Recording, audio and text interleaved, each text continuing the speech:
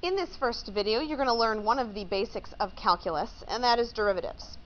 Calculus is a form of mathematics, just like algebra or geometry, and it is something that is very widely used in the realm of physics. Before we learn exactly what a derivative is, I want to talk a little bit about some background information and why derivatives are important to us. And I'm going to start with something that you should hopefully already know. We're going to start with looking at the average rate of change versus the instantaneous rate of change. And I'm starting off with a question, as you know I often do. What's another word for the average rate of change of position? If you answered velocity, you are correct. The average rate of change of position is velocity. My next question is, how could I find it using this graph? If you look at this graph here, you'll notice this is a graph of position versus time. It's the position in the y direction versus time, which is on our x-axis. There's a couple of ways to answer this question. One way to answer this question, how could I find it using this graph, is I could pick 2 points on the graph and basically find the slope of the line that connects the two. So let's say that I want to find the average rate of change of position between 2 and 4 seconds. So at 2 seconds,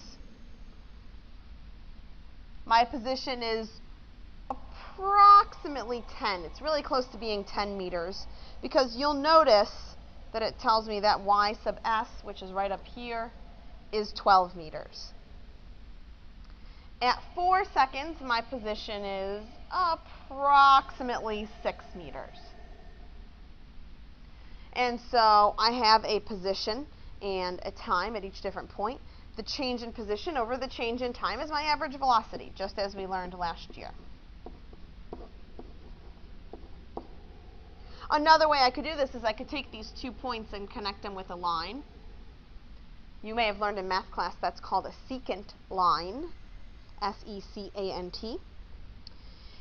And I could find the slope of that secant line, which would give me my average velocity.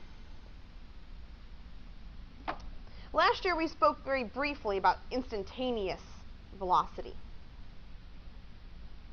And as is mentioned here, the instantaneous rate of change is found at a point on a graph rather than over an interval of the graph. So with velocity, with an average velocity, we found it between 2 and 4 seconds. With an instantaneous velocity, we could find it at 3 seconds, or at 2 seconds, or at 4 seconds. It would be at one specific point in time rather than over an interval. In other words, the average rate of change is the slope of the secant line between 2 points on a graph. The instantaneous rate of change is the slope of the line tangent to the curve at that point. So that's a little bit different. A line that is tangent to a curve means that it touches the curve at that point and has the same slope as it. So let's pick 4 seconds, for example. A line that would just barely touch that graph at that point and have the same slope as it might look something like this. You'll notice that that green line up there is going to have a much different slope than the blue line. Even though my average velocity was between 2 and 4, and this is instantaneous at 4, there's a big change in there. So it's definitely a different slope, and the two things are definitely different. So let's try another example. We're using the exact same graph with this example, but we're looking at some different points in time. We're going to find the average velocity between 1 and 3 seconds and the instantaneous velocity at 3 seconds. I'm going to suggest that you pause the video now and try this yourself, and then check and see how correct you are. In the meantime, I'm going to go through how to actually do this. So if I'm looking for the average velocity between 1 and 3 seconds, I'm going to draw a line connecting those 2 points. And I'm going to find the slope of that line. And so over here it looks like I'm at about 1, 6. And over here I'm at about 3, oh, I don't know, let's say that I'm at about 9.5. I'm going to keep the numbers as simple as I can. So the average velocity in this case, I know that it's velocity because it's position versus time graph, again, would be 9.5 minus 6 over 3 minus 1.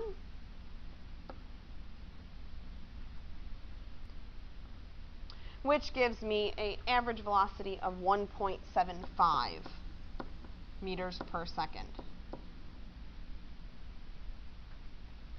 Next, I'll look at the instantaneous velocity, and that was at 3 seconds. So at 3 seconds, I need to draw a line that is tangent to the graph at that point.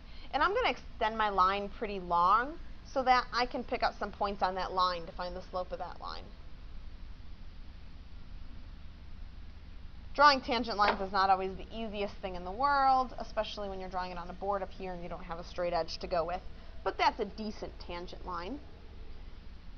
2 points where this line crosses some sort of axis to make it easy for me. Right here, at about 1.5 seconds, it's at 12 meters. And then this one's pretty close to this axis right here, so I'm going to fudge it and say that it's exactly there. At 4 seconds, it's at 8 meters.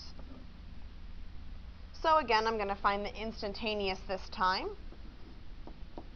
by doing 8 minus 12 divided by 4 minus 1.5. This gives me a negative 1.6 meters per second, which is vastly different from what we had before, as you'll notice, because it's, first of all, because it's negative, that's hugely different. 1.6 versus 1.75, not a huge difference there, but these two lines look very different from each other. As you did this problem yourself, if you got numbers that were close but not exactly the numbers that I got, that is okay. Again, I estimated some of these numbers as best I could. So your numbers aren't going to be the exact same as mine, and that's perfectly fine. Next, we're going to go on and look at what happens when we want to take a derivative and we don't have a graph. First of all, let's actually give the definition for a derivative. And a derivative is basically another notation for the instantaneous rate of change of a variable. And it's just another mathematical operation, just like addition or subtraction. A derivative is something you can take of an equation. And so before we can actually learn how to take a derivative or anything like that, we have to know some notation. So let's say that I have a function, y equals f of x. There are 4 different ways to denote that you've taken the derivative of something. So I'm going to give you those 4 ways, and as I write them, I'm going to say them as they are commonly said among those who understand derivatives and those who know calculus. The first one is y prime. You'll notice it looks just like an apostrophe, but we use the word prime. So y prime is one derivative. Another is dy dx. There's a fraction in there, but we don't say anything about that fraction. We just say dy dx. Next is f prime of x. Just adds in that apostrophe between the f and the parentheses. F prime of x. And the last one's the longest one, d dx of f of x. d dx of f of x. All 4 of these are fair game, things that you may see, especially in math class. But in physics, we tend to use only one of these when we are writing out a derivative of something. And that's the second one here. Physicists really like this version because it tells you what the function is as well as what the variable is. The y tells you the function, the x tells you the variable. And you'll see more what I mean about that in a few moments. In calculus class, you will most likely use the y prime notation. So you'll just have to keep that straight. Now, when you take calculus, if you haven't done so already, you will get the opportunity to learn all about the theory behind derivatives, and understand a lot more about them. But in physics class, derivatives are just another tool that we have to use. And so I'm going to give you a list of some common derivatives that we may see in physics class.